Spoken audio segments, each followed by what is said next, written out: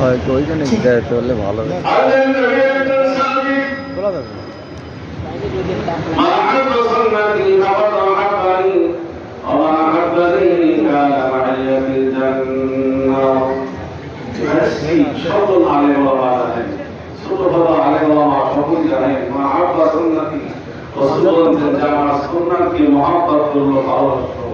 এবং সন্ন্যাতকে আঁকড়ে ধরলো, সন্ন্যাতের উপরে প্রতিষ্ঠিত অবস্থায় থাকলো, কার নাম আইয়াকে জান না, আমার সঙ্গে তারা জানাতে যাবে।